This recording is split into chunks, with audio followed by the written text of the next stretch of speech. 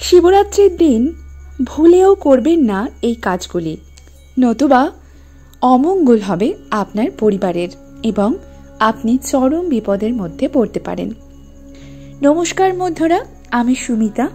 আমার চ্যানেলে আপনাদের সকলকে অনেক অনেক স্বাগত। আশা করছি আপনারা সকলেই খুব ভালো আছেন এবং ঈশ্বরের কৃপায় সুস্থ আছেন। সামনে আসতে চলেছে একটি অতি গুরুত্বপূর্ণ দিন, শিবরাত্রি। জ্যোতিষশাস্ত্র মতে এই দিন কিছু নিয়ম পালন করলে দেবাদিদেবের মহাদেবের বিশেষ আশীর্বাদ পাওয়া যেতে পারে।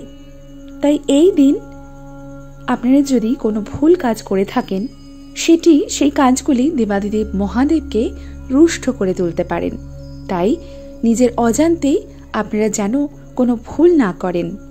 আজকে আমি আমার ভিডিওতে সেই কয়েকটি কাজ নিয়ে আলোচনা করব, যেগুলি আপনারা শিবরাত্রির দিন একদমই করবেন না। আজকে সম্পূর্ণ ভিডিওতে আমি এই নিয়ে আলোচনা করব। তাহলে বন্ধুরা, চলুন ভিডিওর মূল পর্বে যাওয়া যাক। তবে মূল পর্বে যাওয়ার আগে আমার সকল বন্ধুদের কাছে অনুরোধ, সম্পূর্ণ ভিডিওটি দেখবেন। আশা করছি আপনাদের ভালো লাগবে। আর যদি ভালো লাগে অবশ্যই আমার ভিডিওতে একটি লাইক করবেন, কমেন্টে লিখবেন ওম নমঃ শিবায় এবং আমার চ্যানেলে যদি নতুন হয়ে থাকেন আমার চ্যানেলটিকে সাবস্ক্রাইব করে আমার পাশে থাকবেন। আমি সাধারণত আমার বন্ধুদের জন্য পুজো পাঠের বিধি, তত্ত্বকথা, বাস্তু, টোটকা এবং বিভিন্ন রকম উপায় বিষয়ক ভিডিও বানিয়ে থাকি। সামনেই আসতে চলেছে মহাশিবরাত্রি। ফাল্গুন মাসের কৃষ্ণপক্ষের চতুর্দশীতে এই উৎসব পালিত হয়। এই শিবরাত্রি অতি পবিত্র একটি দিন, বহু প্রার্থনা পূরণের দিন, সমস্ত ক্লেশ, সমস্ত হতাশা, অপূর্ণতা ঝেড়ে ফেলে নতুন কিছু শুরু করার দিন। এই দিন অনেকেই মহাদেবের পুজো করেন, উপবাস করেন, নানান রকমভাবে দেবাদিদেব মহাদেবকে সন্তুষ্ট করার চেষ্টা করেন। দেবাদিদেব মহাদেবের পুজো জীবনের সকল বাধা বিপত্তি থেকে মুক্তি প্রদান করে বলে মনে করা হয়। আর সেক্ষেত্রে মহাশিবরাত্রির পুজো সব থেকে গুরুত্বপূর্ণ। শিবরাত্রির দিন 4টি প্রহরে পুজো হয় এবং ভগবান শিবের উপাসনা করা হয়। এই 4 প্রহরেই পুজো কিভাবে করবেন এবং যদি কেউ প্রথম প্রহরেই পুজো সম্পন্ন করতে চান তাহলে কিভাবে করবেন, এই নিয়ে একটি সম্পূর্ণ ভিডিও আমার চ্যানেলে রয়েছে। আপনারা চাইলে সেটি দেখে নিতে পারেন। তাছাড়াও শিবরাত্রির দিন উপবাস কিভাবে করবেন এবং উপবাস করলে কি কি খাবার আপনারা খেতে পারবেন এবং পারবেন না, সেই সংক্রান্ত একটি ভিডিও আমার চ্যানেলে রয়েছে। আপনারা চাইলে সেটি দেখে নিতে পারেন।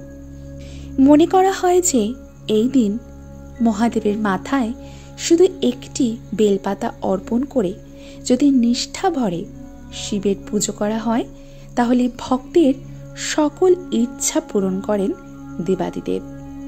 তবে এই বিশেষ দিনে মহাদেবের উপাসনা এবং শিবরাত্রির ব্রত উদযাপন করার ক্ষেত্রে বেশ কিছু বিধিনিষেধ আছে এবং বেশ কিছু সাবধানতাও অবলম্বন করা উচিত। আজকে আমি আমার ভিডিওতে সেই সমস্ত কিছুই আলোচনা করব। পঞ্চাঙ্গ মতে ফাল্গুন কৃষ্ণ চতুর্দশীতে মহাশিবরাত্রি পালিত হয়। মনে করা হয় শিবরাত্রির দিন দেবাদিদেব ও মাতা পার্বতীর বিবাহ সম্পন্ন হয়েছিল। শিবরাত্রির দিন ভক্তরা মন্দিরে গিয়ে মহাদেবের জলাভিষেক ও রুদ্রাভিষেক করেন। এর পাশাপাশি শিবলিঙ্গে অনেক কিছু নিবেদনও করা হয় মনোবাঞ্ছা পূরণের জন্য। কিন্তু অনেক সময় ভুলবশত এমন কিছু কাজ আছে যেগুলি অনেকে করে ফেলেন, যেগুলির শাস্ত্রে নিষিদ্ধ রয়েছে, যার ফলে অমঙ্গল হয়, দেবাদিদেব মহাদেব রুষ্ট হন। তাই আজকে আমি আমার ভিডিওতে সেই সমস্ত জিনিস নিয়েই আলোচনা করব। তাহলে চলুন বন্ধুরা জেনে নিই সেই কাজগুলি কি কি।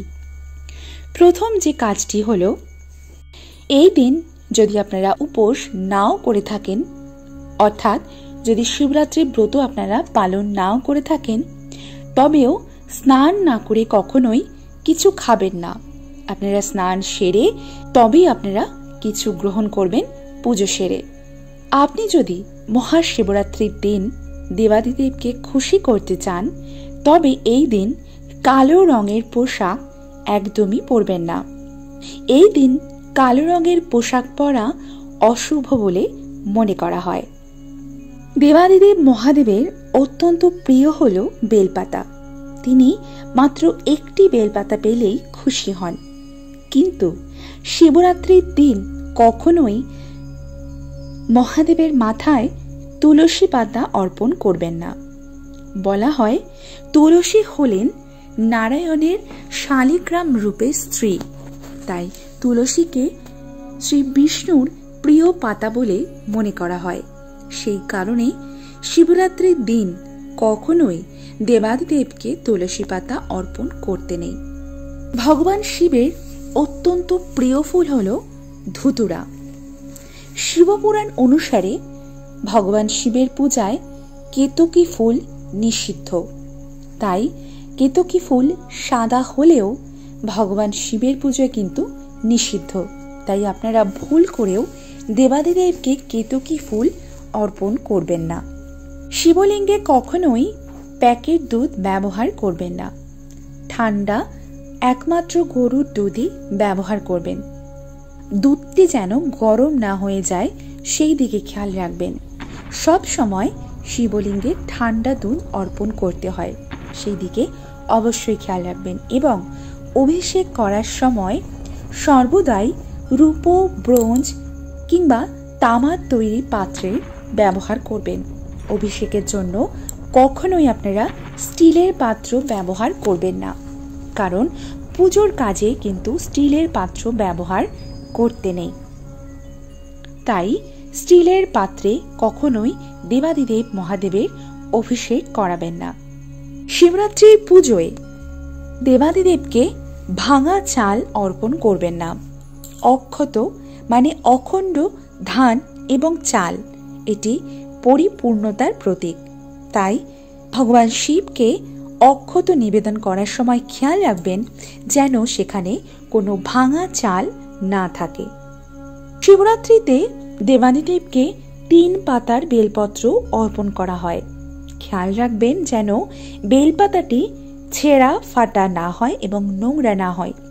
পরিষ্কার বেলপাতা দেবাদিদেব মহাদেবকে অর্পণ করবেন। শিবলিঙ্গে কখনোই তিলক, সিঁদুরের তিলক করবেন না। মহাশিবরাত্রিতে আপনি ভোলানাথকে খুশি করতে চন্দনের টিকা প্রয়োগ করতে পারেন। সেটি কেশর চন্দন হতে পারে, অশ্বগন্ধা চন্দনও হতে পারে, কিন্তু কখনোই সিঁদুরের তিলক করবেন না। তবে ভক্তরা দেবী পার্বতী এবং ভগবান গণেশের মূর্তির ওপর সিঁদুরের ফোঁটা লাগাতে পারেন। শাস্ত্র অনুসারে শিবলিঙ্গে নারকেল জল দিয়ে অভিষেক করা উচিত নয়। নারকেলকে দেবী লক্ষ্মীর প্রতীক মনে করা হয়। এর সাথে এটি ভগবান শ্রী বিষ্ণুর সাথেও সম্পর্কিত। শিবরাত্রির দিন শিবলিঙ্গে কখনোই নারকেলের জল দিয়ে অভিষেক করাবেন না। এই দিন আপনারা যদি কোনো ফলের রস দিয়ে দেবাদিদেবকে অভিষেক করাতে পারেন তাহলে সেটি অত্যন্ত শুভ। কিন্তু খেয়াল রাখবেন সেই ফলের রসটি যেন কখনোই টক না হয়। আপনারা আখের রস কিংবা বেদানার রস দিয়ে দেবাদিদেবকে অভিষেক করাতে পারেন। মনে করা হয় এতে আর্থিক সমস্যা থেকে মুক্তি মেলে, আপনার পরিবার সুখ সমৃদ্ধিতে ভরে উঠবে। তাহলে আশা করছি বন্ধুরা আজকের আমার ভিডিওটি আপনাদের ভালো লেগেছে এবং একটু হলেও আপনাদের উপকারে আসবে। আপনারা শিবরাত্রির দিন কোন কোন কাজগুলি একদমই করবেন না সেগুলি আজকে আমি আমার ভিডিওতে আপনাদের জানিয়ে দিলাম। তাহলে আমার ভিডিও ভালো লাগলে অবশ্যই আমার ভিডিওতে একটি লাইক করবেন এবং আমার চ্যানেলে নতুন হলে আমার চ্যানেলটিকে সাবস্ক্রাইব করে আমার পাশে থাকবেন এবং ভিডিওটি বেশি বেশি করে শেয়ার করে দেবেন যাতে আপনার সাথে সাথে আপনার আত্মীয় পরিজন, বন্ধু বান্ধব সকলেই এই ভিডিওটি পেয়ে উপকৃত হয়।